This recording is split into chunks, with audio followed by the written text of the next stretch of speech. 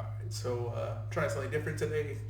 Still learning how to work all this, but okay. Let's see. I'm gonna talk over some sparring we have with Gervonta Davis. Gervonta Davis has a big fight coming up with Leo Santa Cruz, and both guys' kind of careers kind of frustrate me because they're both like.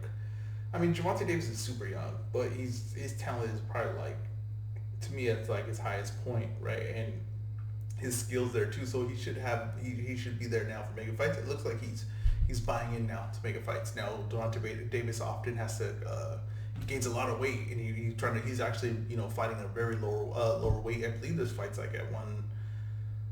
It might be 135, I believe. I think this fight's at 135, if not lower. I'm not sure exactly on the weight, but Gervonta Davis skyrockets his weight between fights, and that's usually his problem when he comes into fights, is because he can't really have a training camp because he's has to cut all the weight. So basically, the whole training camp is just him cutting the weight to get there. But Gervonta Davis has a lot of skill. His speed's insane. His power is great. I think he's more of an offensive fighter than a defensive fighter. I think he gets people try to label him defensive fighter. I don't really think he's a defensive fighter. I think he's way more of an offensive fighter. And as you'll see in the sparring, I think that's what we see here. Gervonta Davis has been working with Floyd Mayweather. He's kind of had Floyd before, but it seems like Floyd's definitely taken more of a trainer role in this training camp. And that's going to be interesting if Gervonta Davis has Floyd Mayweather in his corner, which is another element going into the Leo Santa Cruz fight. So let's see. So this is volume down. Okay, so let's see. A little bit. Let's go back a little bit. Okay, so you can't hear, but Floyd is in his corner on this. He's talking. So he's looking at sparring. I mean, he's definitely better than this guy that he's sparring. This guy, I don't know, could be young coming up, or just like a contender type of thing. You notice here that the shots that did land on Gervonta Davis was a combination, which Leo Santa Cruz throws a lot of. Now he's not the fastest guy, but he does throw combinations. And this is I don't know what round this is. I'm guessing this is probably around like the eighth round, maybe sixth round, because it's actually fifth, because I think this is like the second to last round. You should notice Gervonta Davis is kind of working. Just kind of not wasting energy. He explodes when he wants to. This is typical Gervonta Davis. He looks very sharp offensively here. Like, he's just kind of like, he's got a lot of Floyd to him, offensively, like when he just picks shots, he fights at his own pace. And if a guy allows him to fight at his pace, he's very effective when he wants to explode, like offensively. Look at, like, he just messes with him. I'm just saying this right now. I do not know if this will get taken down just because I'm looking at their video and commentating over it, but I see reaction videos all the time. So hopefully that they just treat it as that. But if not, then I'll just live and learn type of thing. But so like he's got him in the corner. Gervonta Davis, he's got perfect range. You look at the way he sets his feet. He's constantly like, he's so balanced. He could like switch, like he goes, she's killing his body right there, and he's so balanced that he gets a lot of power in there, but at being a really good distance. If you look at the distance on that, let's go back a little bit here. Look at the distance he's at. He's not really in a punching range. Look at the distance. He's only in distance. He only gets the distance when the shot fully comes in. So it doesn't allow the guy to respond because he's trying to, get prepared for that shot coming in to block it. And when he gets hit with it, he's not going to really respond because those shots are hard.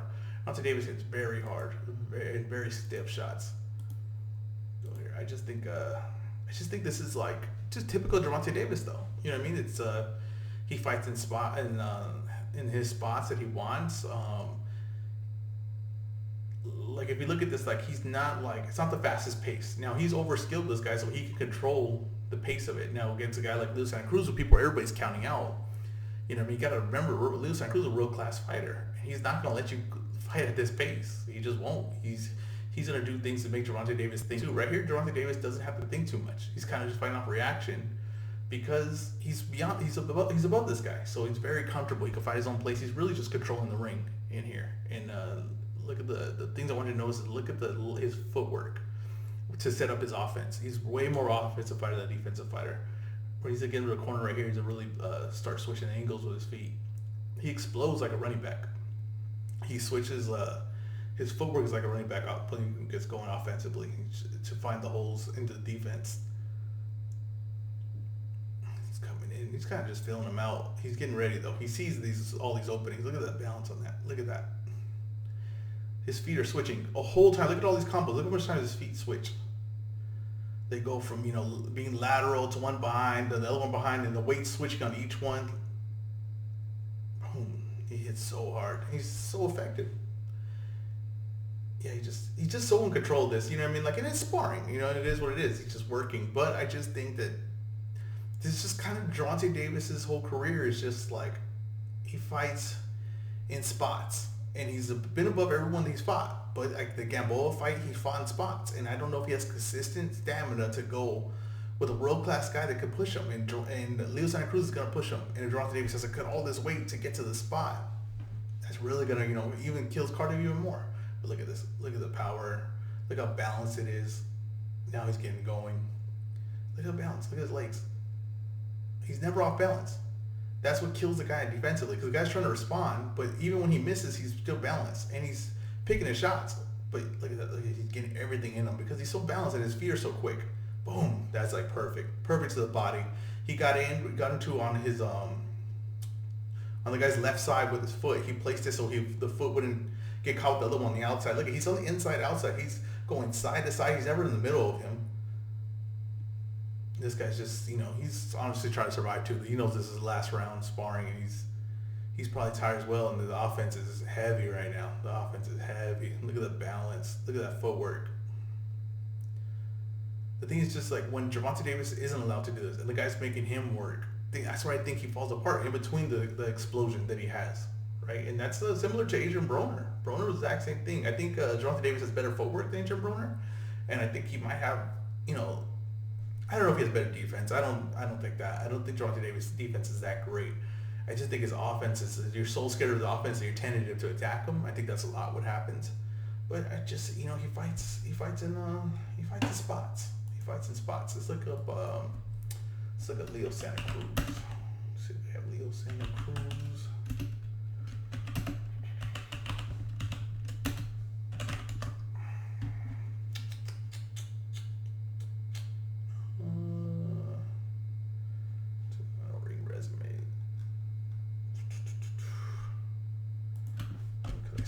Like an idiot. Let's see here. Full fight. Let's go. Here's Leo Santa Cruz. This is honestly like a sparring session for Santa Cruz, even though this guy's a champ. This is basically what this is. And Leo Santa Cruz, I don't know where we got so low on Leo Santa Cruz. Maybe just because they think Gervonta Davis is too fast and too big for him. But we're really, I do understand why we. Why is everybody selling their stock of Leo Santa Cruz? I don't get it. Leo Santa Cruz is a world-class fighter. He's proven that time and time again. And you're not going to be able to pick and choose when you want to work. Leo Santa Cruz is too good for that. You can't do that with really good fighters. You cannot do that with really good fighters. And I think Leo Santa Cruz is a great fighter. So I don't know where we forgot how good this guy is.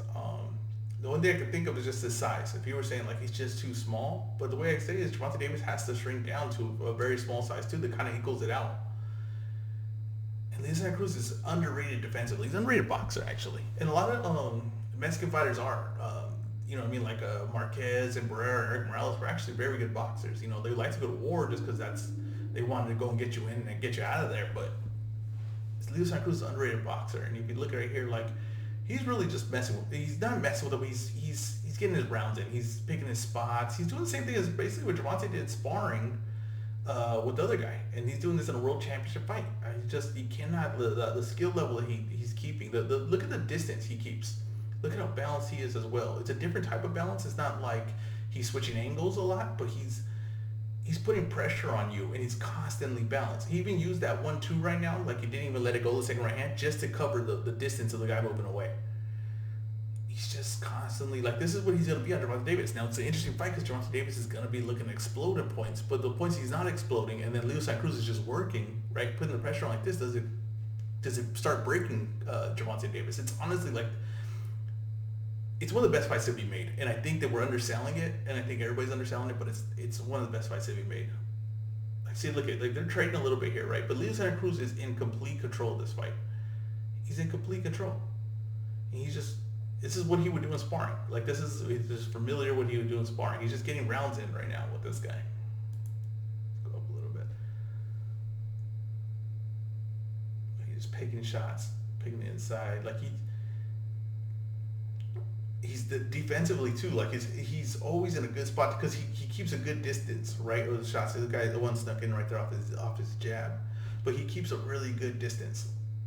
Look at that. Like even on the inside, you see the distance he allows himself for those uppercuts. That's like, you know, very high level stuff. This guy's coming though. This guy's this guy's exploding with shots. I just think that like, you know, Santa Cruz, he's not. I don't know why we treat him like he's a sparring partner for Gervonta Davis, because he's not that. I'm very excited for this fight. Right now I'm leaning towards Santa Cruz. Now, if Gervonta Davis, right, can stay consistent, right, and his stamina isn't an issue, I would lean towards him. But I haven't seen that. And when I see him usually going off the Gamboa fight, that was the main issue. He did not look good in that Gamboa fight. Like I can't go past that and just be like, you know, I don't like when we just brush those under the rug. I'm not gonna do that. I'm not gonna brush it under the rug. Now, let's say Santa Cruz didn't look that great in this fight, and I believe this is the undercard to Porter. No, this isn't, because Porter's on the thing. Whose undercard is this on? I have no idea. This is like when Santa Cruz's weird part of his career where he was just taking like undercard fights. But yeah, it's just like to me, Santa Cruz still looks sharp in this performance. He doesn't, like, if you looked at Gervonta Davis versus Gamboa, like he just does not look sharp. He looks dead tired. Gamboa's also on one foot. I think if I don't remember, he has like a really bad injury on his leg, and he's on one foot the whole fight. And Gervonta Davis cannot get him out of there. Like we can't get past that. See, like the defensively, where he just did right there, right? It's so subtle. It's not flashy. It's not anything, but it's there. He's so balanced. He's so skilled, and offensively, how skilled he is. But he lost power going up. I'll give Leo Santa Cruz, he lost power going up, but the way his offense works though is still stiff. His shots are still stiff, and it allows him to box more because he's hitting you with straight shots to keep you on the distance. See that shot right there? He fights like a fencer. That's what he's fighting, like a fencer. Like if he's fencing you with like a sword, he's hitting you. Come in, I hit you. Let's fast forward a little bit. I think if I keep skipping ahead, they won't shut me down for some reason. If I can't play the whole video, I believe that's how this works. I'm learning these YouTube laws. Like look at this. Look at his defense. I think that when he gets that jab, because something, the jab is kind of like he's just kind of filling you with that jab, and it's kind of like slow motion. But I think he doesn't mind getting hit off of that sometimes. And this is the guy that's bringing it. I mean, but look at Santa Cruz is like, because it's not flashy, his defense, he doesn't really get credit for it. But look at the balance on that, like going backwards with that body shot.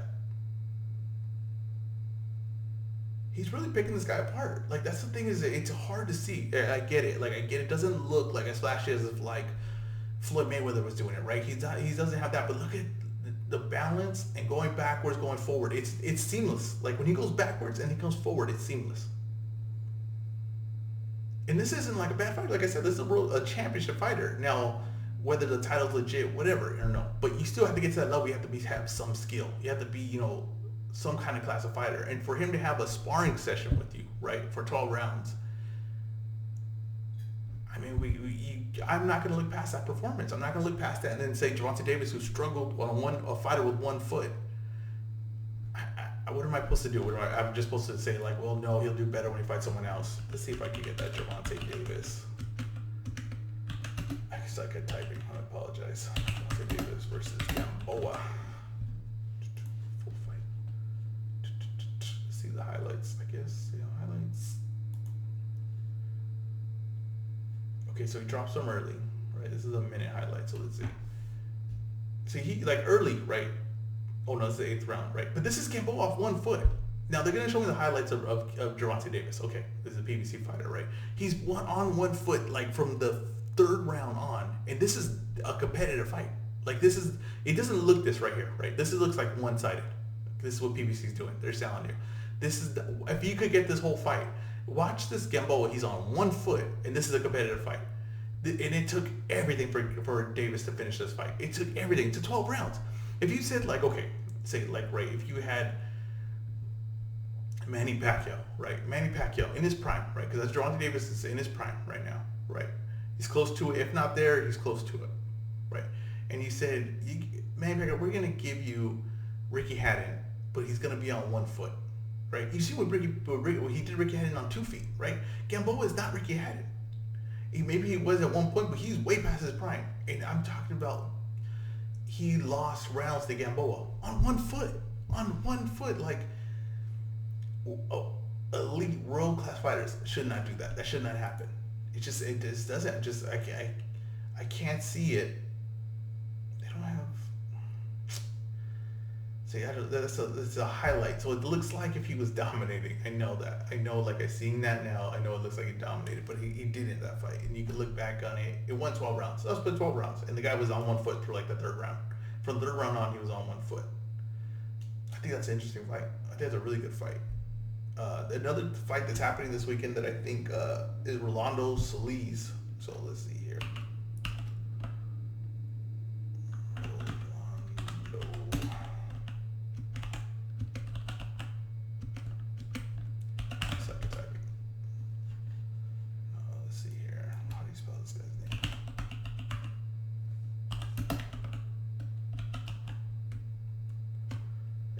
He was famous for sparring Ryan Garcia. But Ryan Garcia's a little young when he sparred, but this guy's not too old. So Rolando Romero versus Ryan Garcia. So let's look at this tape. Because Romero's fighting this week. He's fighting this weekend. I think it might be the best fight of this week. It's the one to watch out on. And it's on PBC. It's on the undercard of the PBC one. It's a co-main event. And this is him sparring Ryan Garcia. Now, he's strong. Ryan Garcia, wins the early rounds for, I understand, sparring. And, you gotta take sparring with, it's tough. Sparring's tough. You're not gonna always get the better of it. Ryan Garcia is very young right here. I'm not saying that Romero's that much older than him, but I just think that he's more mature at this point. And I think that that short's to wear in this fight. Because if you look at Ryan, he looks very, very young, very skinny, and Romero's definitely more filled in his body. And I think he's more of a aggressive fighter, and I think that definitely more like just more, a little dirtier fighter, a little rough you up type of thing, uses strength, and I think that's what begins to happen here. And I think this is a lot of people wanted to see this fight actually happen. I'm not saying it possibly can. If Romero wins this weekend, I believe he wins the world title. He's up there now. He's at least a name right there, and he's gonna get chances. He's with Mayweather, so he's gonna get TV time. He's not a bad fighter. He's very awkward. I don't even know. I guess he's awkward. He's his own style. He puts a lot of power in everything he does. He's not his defense, it's more reactionary than it is like his defense and his offense don't really flow together, I would say. He kind of I punch, I go my offense, and then I move my head because I know that I have to move my head after I punch. I don't think his defense really sets up anything. I think it's more just offensively. He punches hard with that right hand. His right hand is pretty heavy, and his whole offense is I'm putting pressure on you like that. He's kind of a little bit of Sean Porter. There's a little bit of Sean Porter in him, but not without the. No, he has a lot of Sean Porter in him. I can see Sean Porter in him. He's not as versatile as Sean Porter. Sean Porter can do a lot of things. Sean Porter can box. Sean Porter can fight the inside. He's not really that because he just kind of has one style, and that's kind of putting pressure on you, and he's picking one big shot. Every shot he punches with full strength, but it's usually one at a time. And then the skill level of his combinations kind of diminish as they go on, but he has one big shot. And this is a good sparring. That's why everybody's watching, especially because Ryan Garcia probably had a lot of hype too as a kid at that point. And you can see Ryan Garcia. This one, Ryan Garcia used to make a real big mistake of he got too sideways, and this is what Rolando, when you get on the inside of him, he could push him off balance. That's what he's doing right here. He's just pushing him off balance because he's too sideways. And Ryan Garcia just hitting him. When they got the distance, Ryan Garcia would, is catching him. But when they got on the inside, look at right here, he's still unbalanced. And that makes it look like he's really getting hit and pushed back. And that's what Romero started catching. He started seeing. So Romero fighting this weekend, and this fight's kind of sneaking up on me. You know what I mean? Romero's more a guy known probably more by guys that follow boxing on Instagram and stuff like that because of the hype of this sparring session. Like I said, it's getting ugly right there. It's getting real ugly. And Ryan Garcia's young, and this guy's he's a dog. He's on him.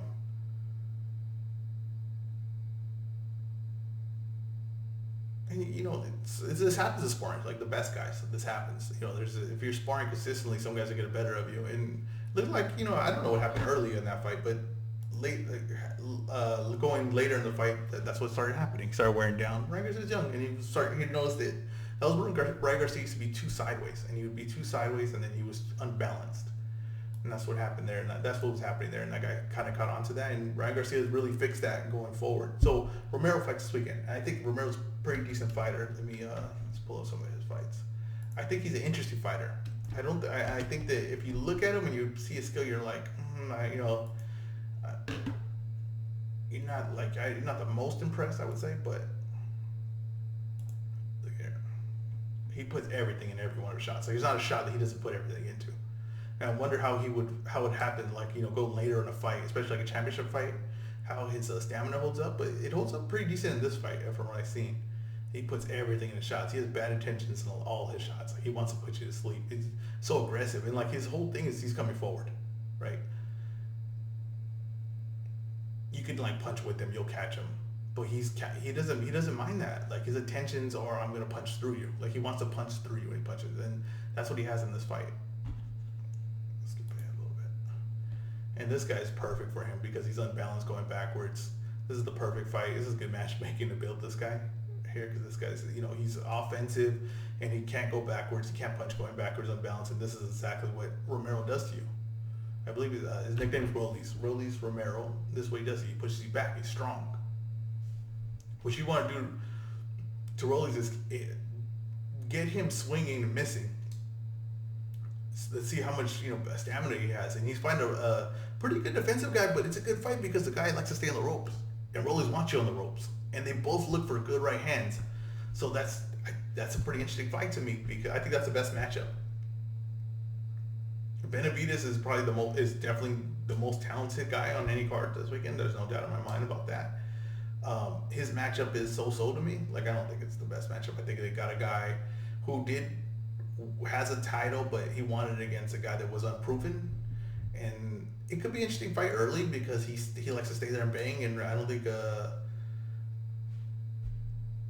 that they're both. I don't think that Benavidez is looking to box. I think Benavidez is looking to be impressive KO because that's what he likes doing. And he, you know, Benavidez, his leg movement is not the best to me. It's good going forward, but he has mistakes going backwards. And but I don't think he's gonna have that problem this thing. I think the guy's gonna be there to be hit, and he's gonna be there and not really be a moving target. And I think that's gonna be a good first 2 rounds, and then Benavidez is probably gonna start running away with it, get a stoppage. But this is right here, the co-main events. I'm interested in that fight. Let's see who he's fighting. Let's see, Rolando, Romero.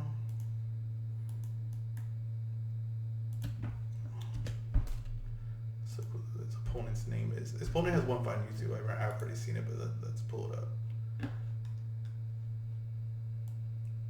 Jackson Marinez. Marinez? I don't know. I'm like the worst Mexican in the world. I can't have pronunciation is terrible. Let's see here.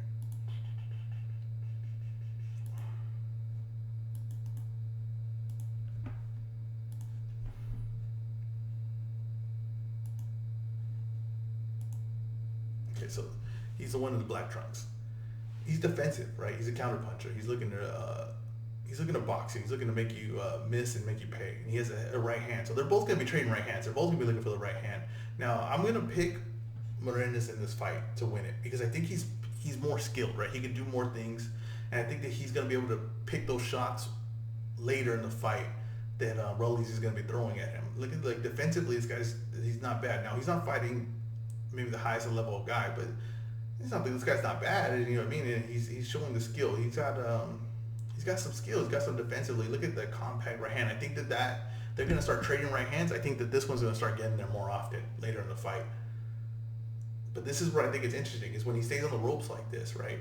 And Rollies is putting that pressure on him. See, he's not unhittable, right? Especially because he's staying on the ropes. But when he's so confident, he's just trying to see if he can open you up with something. And I think that those habits they're hard to get rid of. And I think that in this fight, he's probably going to have the same habits. This is a good fight. This is a good matchup. I really like this matchup. I like when they put undercards like this that are solid.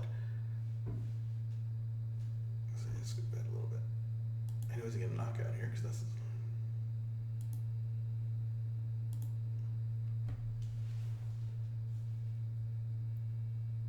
Yeah, see, like he's good. Look how skilled he is, but he's always looking to counter. He's not trying to get too far away from you because he wants to see all your shots and see that causes him to get hit. I think at points maybe he can move around like that to get a little space and then reset up, but he's not. He wants to see. He's saying like throw something at me. Let me see what openings. He's always looking for these openings, and in he's gonna trade with Rollies early. Like they're gonna trade for sure. But will his skill start paying out late? And I don't know if Rollies, the way he punches, the way he puts everything on everything, the way he put pressure. I don't know if he's gonna be at the same level as this guy's gonna be later in the fight.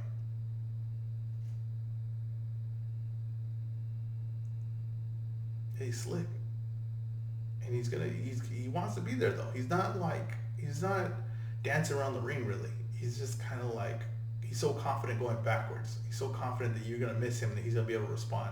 See, that's smart right there. Like he doesn't. Oh, you don't always have to respond off of these combinations. Like even if the guy misses and you make a miss, sometimes it's good to just walk away. Sometimes it's like, let me get reset, right? You don't always have to do it because then the guy's counting on you doing that. He threw 3 before, he might throw 5 this time just because he knows, well, he's gonna be there for the next 2, right? So he's picking and choosing. Right here, like you hit him, I would get out of there now, right? But he's gonna stay. I think he's gonna catch a few for staying. I don't think he needs to be there. Look, he's so confident. He thinks he's gonna see everything this guy has, and he is seeing everything this guy has. But he's still getting caught. He's not getting caught. He's so confident that his shots are gonna mean more. So he turned. That was a beautiful turn.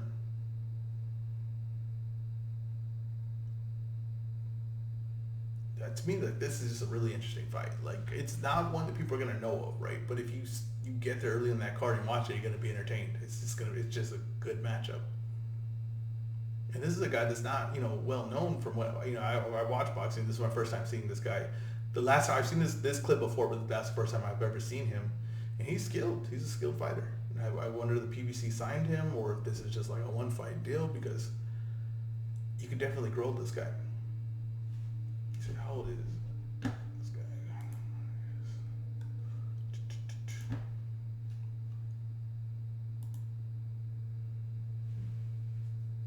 Oh, he's 29 years old, so he's ready. He's ready for that step.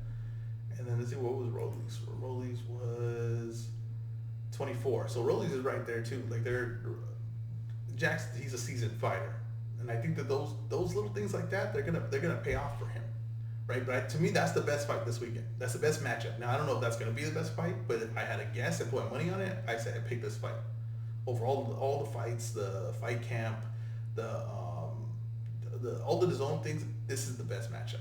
From what I've seen, I've done scouting on it, this is what I've seen. This is the best one. Benavidez is the most talented. Let's look at Dazn schedule.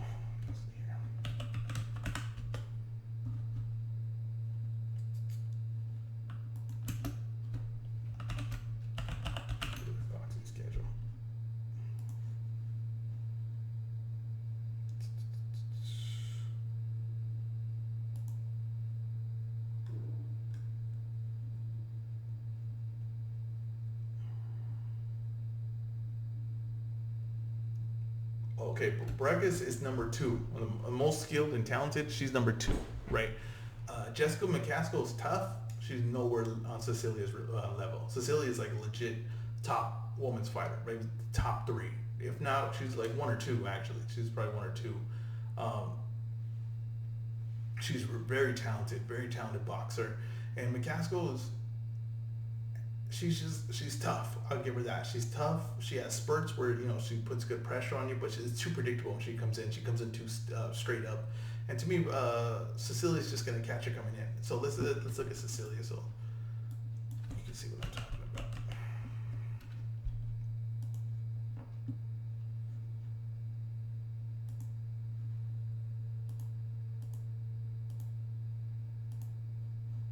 Cecilia is so disciplined, so their techniques so beautiful. This is a really good fighter.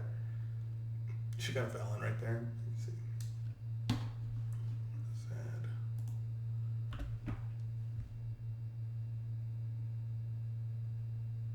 Sad. She's a boxer. She's patient too. She's super patient. I liked her.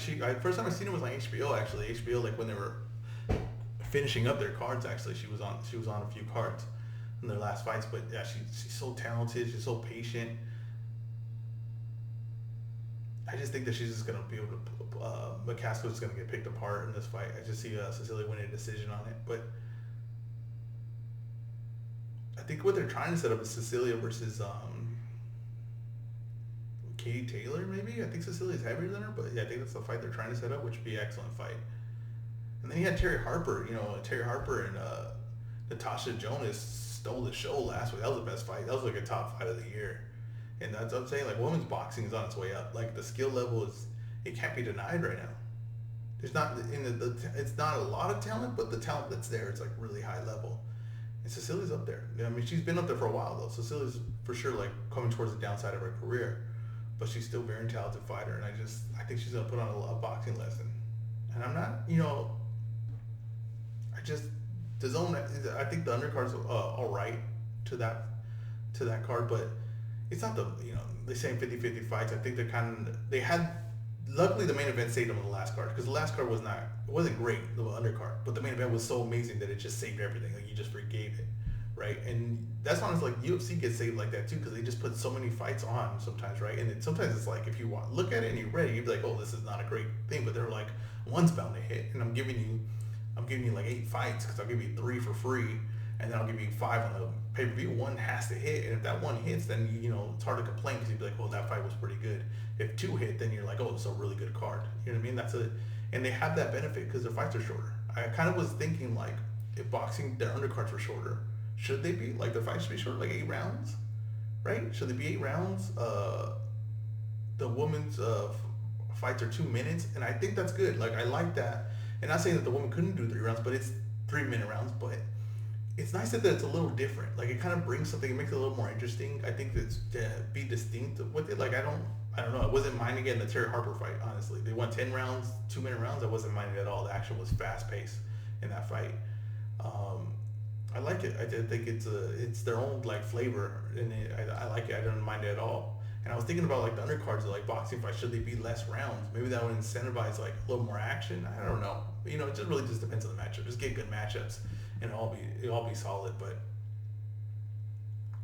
I don't know. I was thinking about that. Like it was interesting. Like I wonder if you had like shorter fights, because ESPN had some of those like on the top rank, but it was mostly because the guys were like coming up. But they would have some real good like 6-round fights, like really high level talented. And I was just thinking like, maybe if you had more of those, right? Like you have a 6-round, another 6-round, another 6-round, it keeps the pace up. And if you have a bad fight, it's not like 12 rounds over 12 rounds. You know what I mean? You could have like bad one, then the next one's good. You know what I mean? That's kind of like UFC does. They kind of give you so many, and they can because the fighter's short. The shorter fights, and then they pay the guys. They spread the money throughout the whole card, right? So you had so many. So if you get a dud, you can easily get a good fight. The next one, it makes up for it. When in boxing, you have like, let's say you have 3 fights on a card, right? And the first one is like building a prospect, right? You build a prospect with the first one, right? So that card's the fight, unless it's like a vicious knockout, it's not really interesting. And then the co-main event, and let's say that goes south, right? And it goes 12 rounds, and it's just not a good performance. And it's like something what we saw Leo Santa Cruz, where he's getting kind of like sparring in 12 rounds. And then you got the main event, and so it's all riding on the main event at that point. I think that's a flaw. I think you kind of have to give a little bit more, right, to the card, so like one pays off, that's good, and then the main event is gonna be just off the hype. You know what I mean? That's why it's a main event. Honestly, main events can live off just straight hype. Like they can live off just only hype of just like anticipation of what you want to see that's gonna happen, right? I just want to see how this is gonna play out. Like I don't even if it's a good fighter, like Floyd Mayweather, right? Like a lot of his fights, people will be like, oh, that was a dud, right? He just boxed that guy, like it's just a dud of a fight. Fast forward this real quick. Like say it's just a dud of a fight, and people complain and be like, oh man, that was like a dud, but it didn't matter though. Everybody bought it. It doesn't matter. They're gonna buy the next one. They bought that one, and they're gonna keep consistently doing it because of the anticipation. The main event's just the anticipation. Now if it pays off to a great fight, even better, right? But if you get the anticipation of the main event, and then you could give a decent undercard, I mean that's gonna go a long ways. I hear a lot of guys complaining, right, and they were saying that the boxing views are down, right? They're down in the thing, and that's because Top Rank been giving crap cards, and then Dazn is just implying a new model, right? They're playing a new model, and it's mostly for fighters in England. You know what I mean? And me, I'm a fan. I'm gonna watch whatever, but Americans, they don't really know. Those fights are on at like the last card was on during a Friday at like 11. Say who's gonna watch that here? Now they're gonna view it, maybe watch it when they get home later, maybe, right? But they don't really know these guys, so why would might not do that, right? But they have a new model. They're saying maybe I'm not give you big names, but I'm gonna give you the best matchups. And if you want the big names want to fight, they gotta fight legit fighters. And I like that model. And I think that's why you have Ryan Garcia fighting Luke Campbell, which is an excellent fight. Now a lot of like people in the public right now, casual boxing fans, are gonna know who Luke Campbell is. But you're gonna know Ryan Garcia, and you'll watch it because of Ryan Garcia, and you're gonna know when Ryan Garcia gets in there that Luke Campbell is a credible opponent. You'll know it. You'll just be able to see it. And that's what you have to give people. You have to get people to see this is a credible opponent. This is a credible risk for Ryan Garcia. Now, if he looks impressive, he knocks him out cold, right? Then you know Ryan Garcia is there. And if he doesn't, and it's a tough fight, you know it's a tough fight against a good opponent. There's no negatives in there, right? And say Ryan Garcia loses, that'd be tough, right? That'd be a tough loss. But because it's such a big name, right, and he fought a tough guy, Ryan Garcia is still going to sell his next fight. You're still going to get a rematch. You can rematch that. You can still fight someone else, and you can fight Devin Haney and be the opponent. It doesn't matter. You'll still get more chance of Ryan Garcia. And now Luke Campbell loses, right? Luke Campbell loses a fight. Say it's a tough fight, right, for Luke Campbell, and he loses. He's the guy that gave Ryan Garcia a tough fight. He's going to get still a lot of offers to watch, still fight. Now people know his name. Now people are going to be like, yeah, so I got to fight Ryan Garcia. And you give him a tough fight. He's a pretty good fighter. I'll watch him, see him again. That's going to build his name, right? Now say he gets KO, right? That's the worst outcome for him, right? He just gets destroyed in the first round, right? Blown out, right? Well, that for anyone, though, that'd be the worst outcome. You got to take that chance. Scared money don't make money. So now he's taking a chance and says, I'm willing to fight Ryan Garcia. Now he's probably going to get paid $1 million. I'm going to guarantee he gets paid $1 million, right? More than he get paid for anyone, right? So he's taking a chance to fight Ryan Garcia's $1 million. Now is the best advertisement for him ever. Everyone's going to see him. Now, all he has to do is put on a decent performance. Be competitive, Ryan Garcia, and he guarantees him 3 more fights because he's now a guy that fought Ryan Garcia. Now he's the name. So now he can fight 3 more prospects. Say he fights another prospect, he beats him. Now he's back in the hunt, right? He can fight another champ, another thing. Then he can maybe build himself up. Then fight another champ. Or say he fights a prospect, loses again, right? Still name. He'll still get another prospect. And these are still good paydays because they'll be legit prospects that DAZN's trying to build up. Right? There's no negative here, right? Luke Campbell fighting another guy that's a no name and everything like that and making, $200,000, right? It doesn't make any sense. It doesn't make any sense. So that would literally take 5 fights to earn what he's gonna earn in the one Ryan Garcia fight. It doesn't make any sense. So what DAZN's doing, right, with better matchups and everything like that, that's gonna prove over time. It's not gonna happen one weekend. The people saying like they're just so negative. PBC put on a great fight this weekend. They won the ratings war this weekend, right? And they put on a great fight. Delorme versus Adams. I just want to make sure the name is Adams. Let's see here.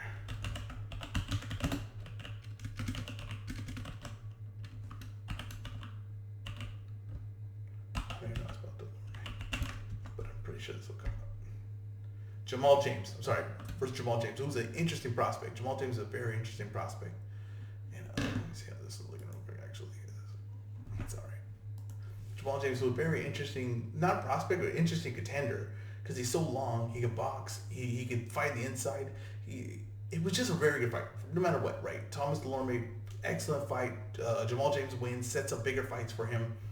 And Thomas Delorme, off of that performance, I want to see him fight again, and I'll see him fight legit contenders again because he's competitive, for sure competitive with anyone. He's for sure competitive with anyone.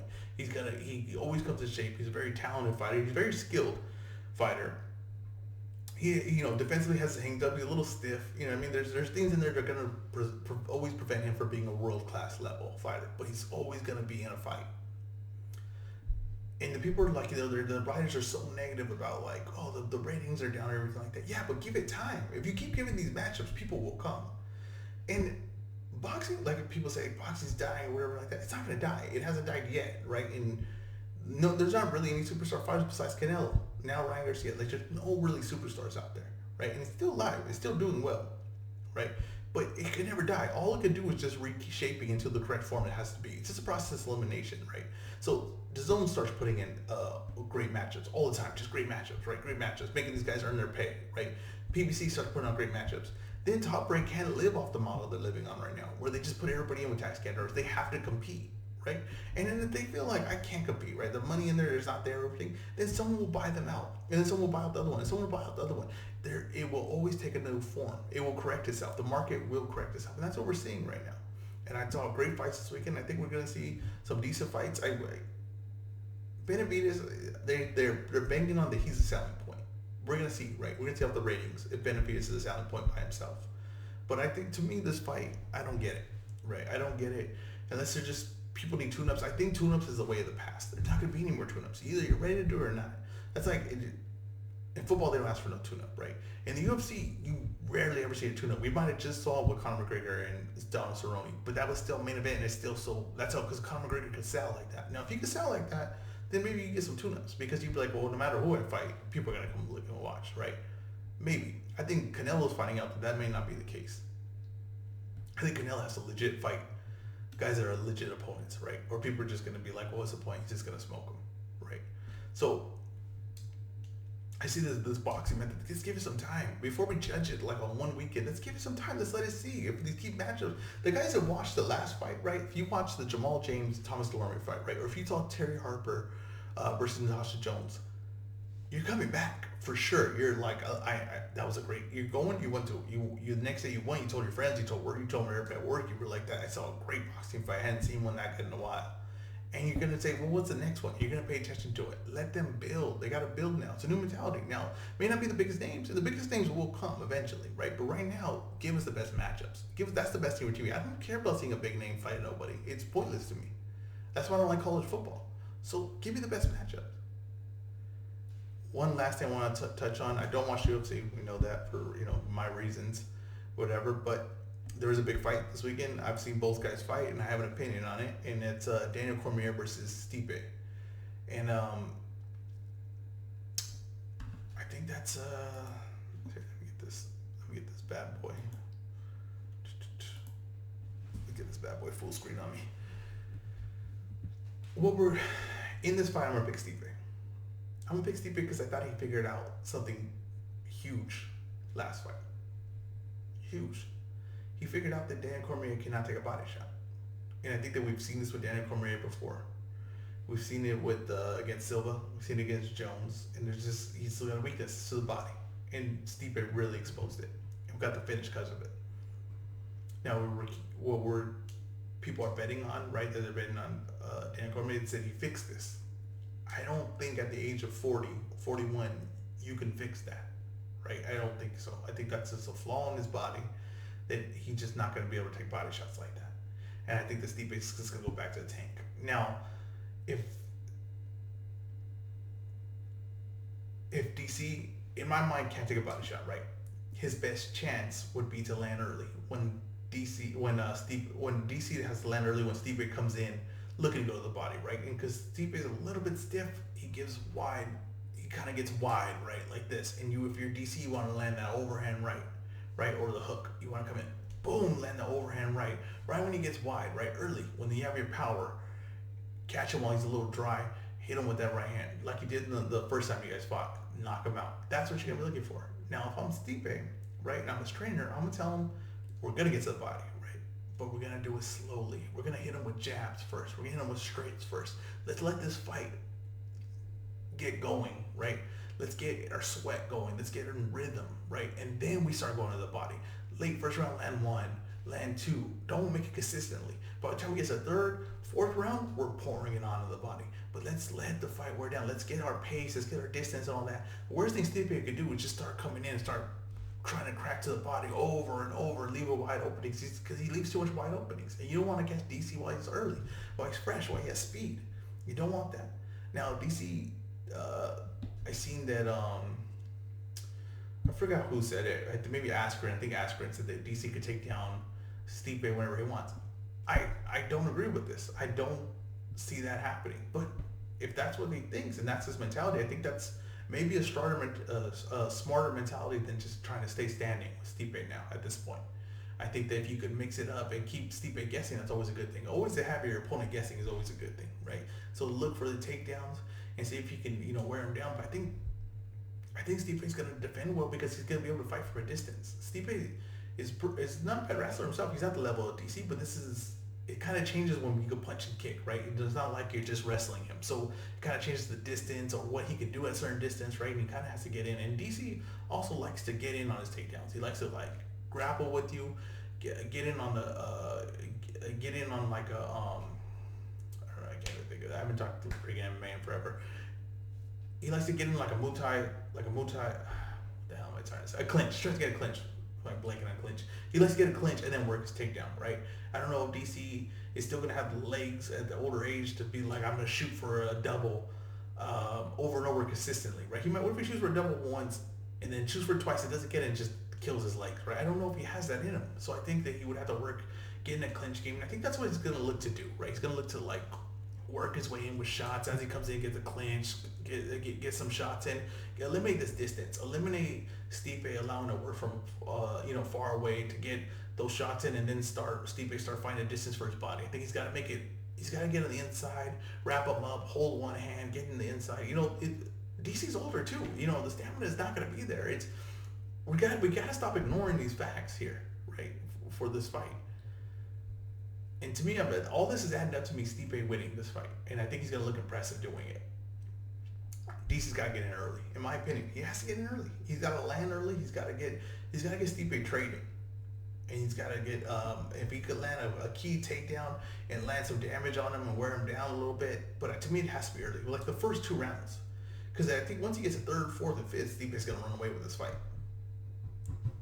And that's how I'm big. I'm a big Stipe to win this fight. And I think that maybe sets up an interesting rematch with Ngannou, who I think Ngannou probably will win the title. I think Ngannou is coming for that belt. But let's see if John Jones can sneak himself in there against Stipe. I think what they're hoping happens is that DC wins and then John Jones comes to heavyweight and fights DC. That's what UFC's hoping happens. I don't think that's going to happen. And I don't think maybe DC wouldn't even do it. DC seems like a man of his word, so I don't think he would do that fight. But that's what the UFC wants to happen. That's for sure what they want to happen. All right, guys. This is the weigh-in. Thanks for listening.